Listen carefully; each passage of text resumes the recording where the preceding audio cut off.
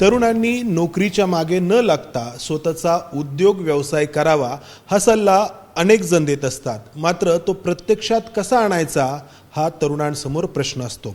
आपल्यासोबत मराठा एंटरप्रेन्योर असोसिएशनचे हे तरुण उद्योजक आहेत, ज्यांनी हा सल्ला प्रत्यक्षात आणून दाखवलाय, एका अर्थाने करून दाखवलाय. हे त्यांनी कसं केलं, ते करण्यासाठी स्वतःची मानसिकता कशी असायला हवी, स्वतःमध्ये काय बदल करायला हवेत, आजूबाजूची परिस्थिती कशी टिपायला हवी, हे सगळं आपण यांच्याकडून जाणून घेणार आहोत. त्यासाठी सुरुवात करूयात एमईचे अध्यक्ष विक्रम गायकवाड यांच्यापासून. सर, काही दिवसांपूर्वीच एक खूप मोठं असं प्रदर्शन तुमच्या संघटनेकडून आयोजित करण्यात आलं होतं. खूप सगळ्या लोकांनी या प्रदर्शनाला भेट दिली.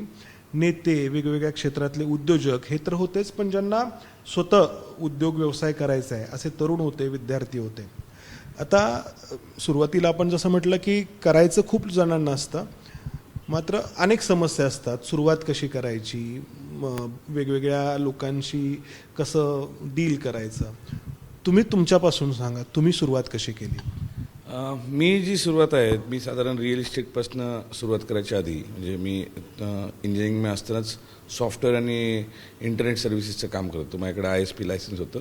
इंटरनेट सर्व्हिसेसचा मी बिझनेस करत होतो. त्यानंतर 2005-06 मध्ये मी MBA करायला गेलो. तेव्हा मी इंटरनेट सर्व्हिसेसचा बिझनेस विकला आणि मग पुण्यामध्ये काही त्यावेळेस रिअल इस्टेटचं बूम होतं. त्यावेळेस काही प्लॉट घेतले बानेर बालेवाडीमध्ये आणि त्यानंतर मग मी रिअल इस्टेटचं काम करायला लागलो. पुढे गेल्यानंतर मग मी इन्फ्रास्ट्रक्चरचं पण काम चालू केलं.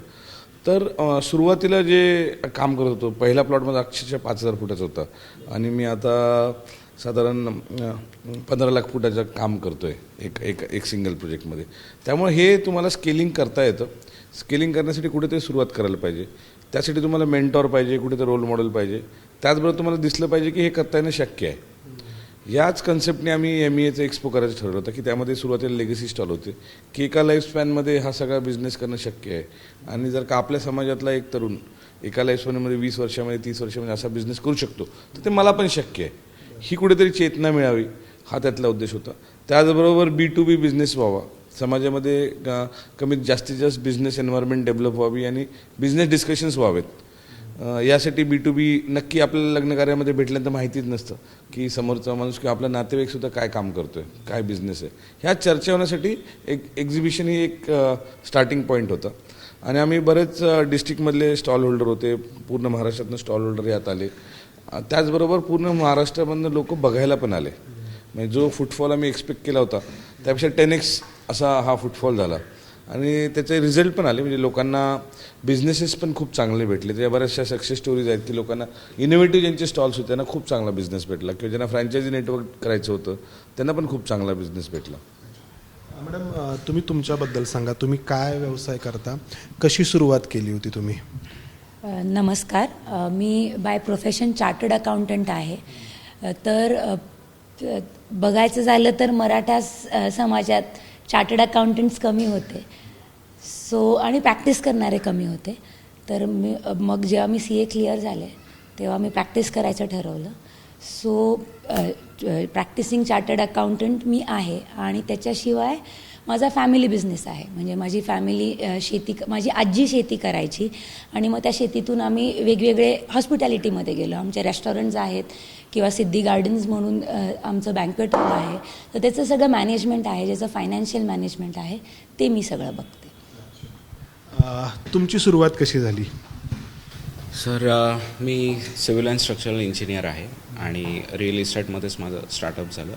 वडिलांच्या मार्गदर्शनापुढे फॅमिली बिझनेस आहे, ज्याच्यामध्ये आम्ही पुढे कंटिन्युएशनमध्ये ह्याच्यामध्ये बूस्ट किंवा इन्क्रीज कसा होईल ह्याच्यावर फोकस करून आम्ही तो कार्यरत पुढे करत गेलो.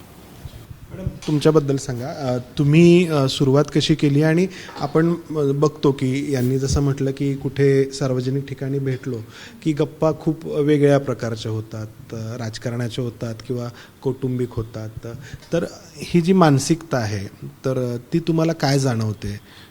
इन जनरल आपण बोलतोय, जी बदलायला हवी जर उद्योग व्यवसायाकडे कल वाढायचा असेल तर. मी आर्किटेक्ट आणि इंटिरियर डिझायनर आहे.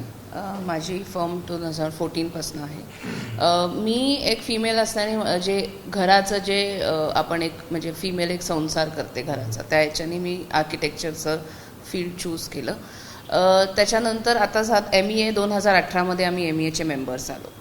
MEAमध्ये आल्यापासून जसं सर म्हणले की इथे आल्यानंतर एक विजन बदलला. म्हणजे आधी होतं की ठीक आहे बिझनेस करायचा आहे, त्याचा एक ग्रोथ आहे, त्याचा एक एम आहे, पण समाजाच्या दृष्टीने पण केलं पाहिजे आणि आपण गिव्ह अँड टेक ठेवलं पाहिजे. आपण समाजाकडे दिलं पण पाहिजे, समाज तर आपल्याला काही देतो. त्या ह्याच्यात थोडंसं फ्रीली विषय हे केले पाहिजेत की आता मी जर बिझनेस करते तर माझ्या बिझनेसच्या काय अडचणी आहेत नाही आहेत हे फ्रीली सगळ्यांशी बोललं पाहिजे. फ्रेंड्स, फॅमिली सगळ्यांशी बोलल्यावरती आपल्याला खूप जास्त ह्याच्यातनं आपल्याला विजन मिळतं. सुरुवात करताना अनेक अडचणी असतात. सुरुवात करणंच सगळ्यात कठीण मानलं जातं. तर अशांना काय सांगाल की ज्याला पाठीमागे काही पार्श्वभूमी नाही आहे किंवा न कोणी ओळख आहे? सुरुवात म्हणजे कनेक्ट आपला झाला पाहिजे. प्रत्येकाने बोललं पाहिजे, व्यवसायाबद्दल विचारपूस केली पाहिजे. मी काय करू शकतो, काय नाही करू शकतो, काय प्रोज अँड काय कॉन्स आहेत आपले. या चर्चेनेच मार्ग निघतो. सगळ्या जे काय होते कॉलेजमधनं जे मुलं बाहेर निघतील किंवा ज्यांना होतकरू आहेत, ज्यांना व्यवसाय करायचा आहे, त्यांनी जे व्यावसायिक लोक आहेत त्यांच्याशी कनेक्ट पहिला केलं पाहिजे, जे चांगल्या लेवलला आहेत. बुजरेपणा असतो महाराष्ट्रातल्या मुलांमध्ये, म्हणजे मुलींमध्ये, सगळ्यांमध्ये, की मी एखाद्या सोबत कसं बोलू, का बोलू. तर हे जाणवतं, म्हणजे जाणवतं. लोक आता एक्झिबिशनमध्ये एका मुलाला आपली पुस्तकाचं तिथे लॉन्चिंग झालं. एका मुलाला ते पुस्तक घ्यायचं होतं. तो जवळपास अर्धा तास माझ्या जवळपास घुटमळत होता. ते पुस्तक फक्त त्याला एक त्याची कॉपी पाहिजे होती. तर अर्धा तास माझ्याजवळ घुटमळत होता तो. त्याच्यानंतर जेव्हा मी एकटा सापडलो त्याला, तेव्हा तो माझ्याकडे आला आणि त्यांनी म्हणला की हे जे लॉन्च झालेलं आहे ते पुस्तक मला हवं आहे. त्याला मी ते पुस्तक अवेलेबल करून दिलं. पण ते फक्त त्याला पुस्तक मागायचं होतं, दुसरं काही त्याला हेतू नव्हता. त्याला ते पुस्तक मागायला सुद्धा त्याला इतका संकोच होत होता. म्हणजे असं आहे, म्हणजे मुलांनी बोललं पाहिजे. बोलूनच ह्याच्यातनं मार्ग निघू शकतो. आपण बघतो की महाराष्ट्रात बाहेरच्या राज्यातून येऊन अनेकांनी उद्योग व्यवसायामध्ये चांगली प्रगती केली आहे. अर्थात याला कोणाचा आक्षेप नाही असण्याचं कारणही नाही आहे, कारण कोणी इथं येऊन व्यवसाय करू शकतो. मात्र आपण ज्या विषयाला धरून बोलतो की जो बदल होणं अपेक्षित आहे, की बाहेरच्या राज्यातून किंवा प्रदेशातून येऊन इथे जर उद्योग व्यवसाय चांगल्या पद्धतीनं केला जात असेल तर इथल्या लोकांमध्ये काहीतरी बदल होण्याची गरज आहे. उद्योगामध्ये बाहेरचा किंवा घरातला असं काही सेपरेशन होत नाही. उद्योगधंद्यामध्ये तुम्ही फक्त आपल्या समुदायाचा आहे किंवा महाराष्ट्रीयन आहे किंवा मराठा आहे म्हणून तुम्ही सेकंड क्वालिटी प्रोडक्ट कधीच घेणार नाही. तुम्हाला क्वालिटी पाहिजे, डिलिव्हरी पाहिजे, कमिटमेंट पाहिजे. या बिझनेसच्या बेसिक गोष्टी आहेत. त्यामुळे महाराष्ट्रामध्ये बिझनेस चांगला होतो. हे मार्केट प्लेस आहे. जर का तुम्ही लक्ष्मी रोडला गेला तर कपड्याचे किती दुकानं आहेत. त्यामुळे जर का आपण मार्केट प्लेस महाराष्ट्रात जर का अवेलेबल करू शकत असेल आणि बाहेरचे लोक जर का महाराष्ट्रीयन व्यवसाय करत असतील तर ही खूप चांगली गोष्ट आहे. म्हणजे आपण एक मार्केट प्लेस अवेलेबल करतोय, सगळ्यांसाठी प्लॅटफॉर्म आहे. तर इथे आपण कसे कॉन्ट्रीब्युशन करू शकू आणि आपल्या नेशन बिल्डिंगसाठी काय होईल. जर का मार्केट प्लेस असेल तरच आपल्याला कॅपिटल अवेलेबिलिटी होईल. सिलिकॉन व्हॅलीमध्ये सगळे एवढे लोक सॉफ्टवेअरचे बिझनेसेस किंवा व्हेंचर कॅपिटलिस्ट का जातात. यामध्ये फक्त विचार करण्यासारखी गोष्ट आहे की फर्स्ट राऊंड ऑफ इन्व्हेस्टमेंट जी होते ती नेहमी फ्रेंड्स अँड फॅमिलीमधनं होते. की जो तुमचा फ्रेंड्स अँड फॅमिलीमधनं जर का तुमच्यावरती विश्वास असून जर का इन्व्हेस्टमेंट होत असेल तर कुठला व्हेंचर कॅपिटलिस्ट किंवा दुसरा कुठलाही इन्व्हेस्टमेंट हे तुमच्यासोबत करू शकतात. तर एक फक्त गरज आहे नवयुवकांना की हे होऊ शकतं आणि ह्याला कसं करायचं. कसं करण्यापेक्षा जे सक्सेसफुल लोक आहेत ह्यांच्याकडनं आपण एवढं जरी शिकलो की काही नाही करायचं तरी तुम्हाला बरंचसं काय करता येईल. त्यामुळं म्हणजे मी परराज्यातून किंवा इतर भागातून म्हटलं, याचा मला म्हणण्याचा उद्देश हा होता की एकमेकांना सहकार्य करणं किंवा ज्यांनी सुरुवात करायची ठरवली आहे त्याला प्रोत्साहन देणं, हा जो भाग आहे तो काही कम्युनिटीजमध्ये अधिक चांगल्या प्रमाणात आपण पाहतो. आता समजा जसं तुम्ही म्हणाल की जितोसारखी संस्था आहे, डिक्कीसारखी संस्था आहे, आम्ही त्यांचा गायडन्स घेतो. आता हे एक्झिबिशन एवढ्या मोठ्या लेवलला आम्ही फर्स्ट टाइम करतो, जितो बऱ्याच वर्ष करतं. तर त्यांच्याकडनं आम्ही सल्ला घेतला की काय करायला पाहिजे, काय नाही करायला पाहिजे. तर प्रत्येक समाजाच्या गरजा ह्या वेगळ्या आहेत आणि प्रत्येक समाजात दिसलं की आपल्याला कुठेतरी बिझनेस डेव्हलपमेंटमधनं नेशन बिल्डिंग करायला पाहिजे. त्यामुळे प्रत्येक समाजाच्या अशा संस्था आहेत की ज्याच्यामध्ये बिझनेस कसा डेव्हलप करता येईल. त्यामुळे आम्ही इथे इतर समाजातल्या लोकांना पण बोलवतो. आमच्याकडे त्यांना गेस्ट लेक्चर्सला बोलवतो, त्यांच्याकडे आम्ही शिकून येतो. आत्ता आमच्याकडे राजीव जैन पण होते जे सेकंड डेला होते, चांगले मेंटर आहेत. त्यांचं सेशन खूप चांगलं झालं.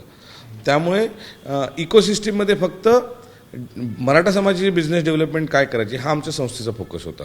अशा बऱ्याच संस्था आहेत की ज्या आपल्या आपल्या समाजाच्या विकासासाठी आहेत. तर आपण पाहतो की हे जे नवीन उद्योजक आहेत तर ते नवीन उद्योजकच पुढे जाऊन जर त्यांनी मोठं स्वरूप धारण केलं तर आपोआप नेशन बिल्डिंगबद्दल आपण जे बोलतो आहोत तर ते नेशन बिल्डिंगचं काम होणार आहे. आणि अशा अनेक उद्योजकांची आपल्या देशाला गरज आहे, ना की एक किंवा दोन आज ज्यांची मोठी चर्चा होते. असे अनेक उद्योजक खरं तर आपल्याला हवे आहेत आणि त्यासाठी बदल जो आहे तो दृष्टिकोनामध्ये व्हायला हवा, आजूबाजूच्या परिस्थितीकडे आपण कसे पाहतो यामध्ये व्हायला हवा. कॅमेरामन विजय राऊत, समंदार गुंजारी, ABP माझा, पुणे. ABP माझा, उघडा डोळे बघा नीट.